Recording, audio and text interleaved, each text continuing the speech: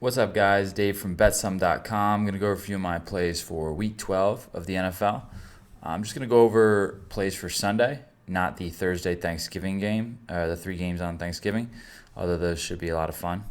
A lot of action in those games, it looks like. But for this video, we're only going to go over the Sunday games.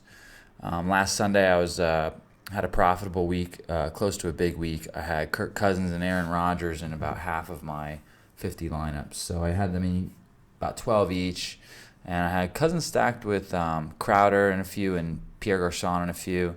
I was big on David Johnson last week, and he was low owned and had 38.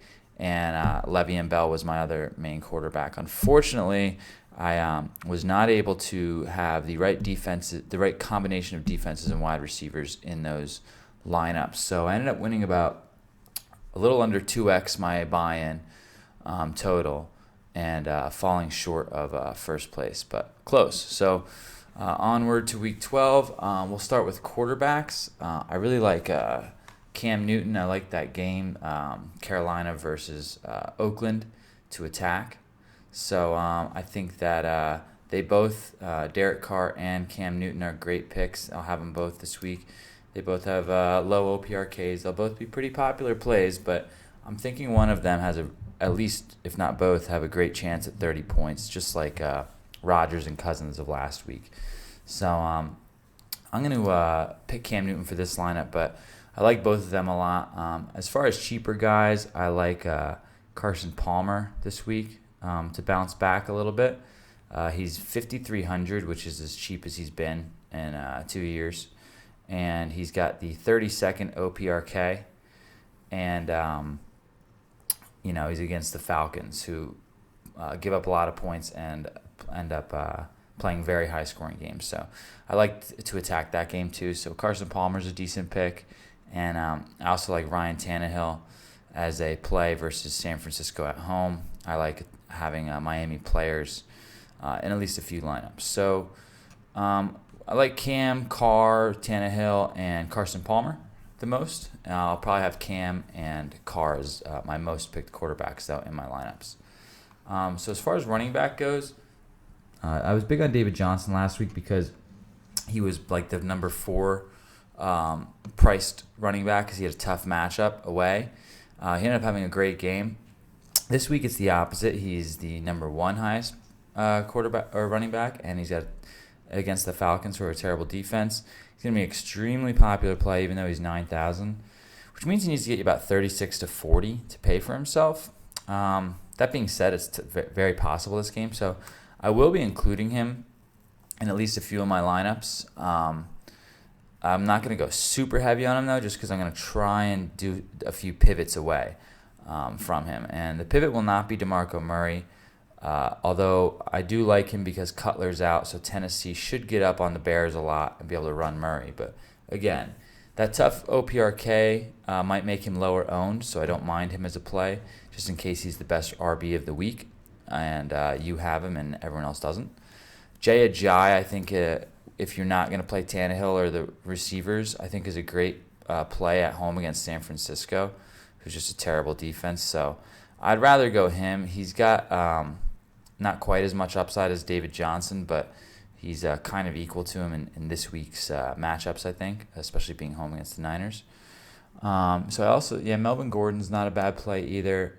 I like Lamar Miller a lot as my RB2. He's got another, he's kind of hidden down here, and he's had a pretty rough season all in all. He has had some decent games, 22 and 35. Besides that, he hasn't had over 20.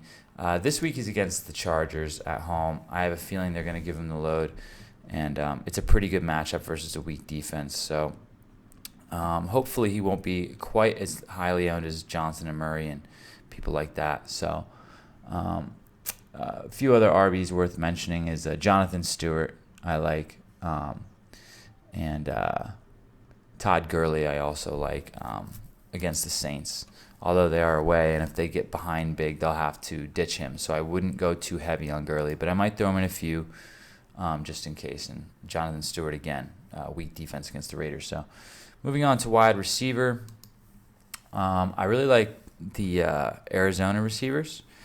Fitzgerald has been he's had a lot of targets all year. This past week, he only had 6 for 60 with no touchdowns. He only had 7 targets. I think that was a bit of a fluke. The week before, he had 18 targets, 11 targets, 14 targets, and then back down to 9. So I'm going to, because of his matchup, I'm going to be drafting him. But I think that if you look at John Brown for Arizona, he's a great sneak play too at only 4,000. He just hasn't really been getting too much production, and the past 2 games he's been abysmal. So you have him and people like Malcolm Floyd that you can also target for Arizona's receivers if you need to go cheap. As far as other receivers, I like Amari Cooper. I think that, if you're going to stack up Carr or attack that Carolina-Oakland game, then he's probably the safest play at receiver. So I like him a lot. I would not be against going with Crabtree, though. He had, this past Monday night, he had a really, really bad game. But he did drop a big touchdown, and he dropped 2 or 3 big plays, and he's really just had 2 terrible games in a row after a pretty good season overall where he's had 30, 25, 22, some other 18-point games. And he's only 6,500. His price stayed the same after the bad week, but that's because it was a Monday night game. Otherwise, it probably would have dropped to like 6,200. I think that most people are going to be on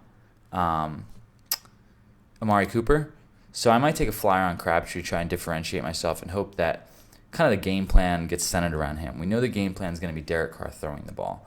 So is it going to be to Cooper or Crabtree or both? I'm going to take a flyer on Crabtree just because he should be lower owned and he's cheaper. So, but I do like both of them. And I also like Brandon Marshall for probably the first time this year against the Patriots after a bye with Fitzpatrick playing. He really has had a terrible year, but I think that this is a game that he could show up at, and his price is finally where it should be at. I mean, after all year, he was 78, 75, 73, 7, 76, 78.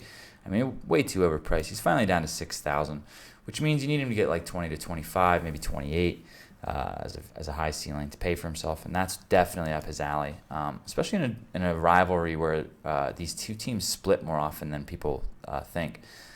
So the Jets have a shot at them at home.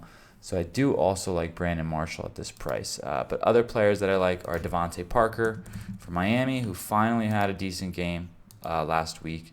Past 2 weeks, he's had really good games, and he's 5x'd his score or his price, 4.5x, and then 5x'd it, which is exactly what you're looking for. Now he's got an even better matchup, and his price has gone up 600. So that's still okay though. So I do like Devontae Parker.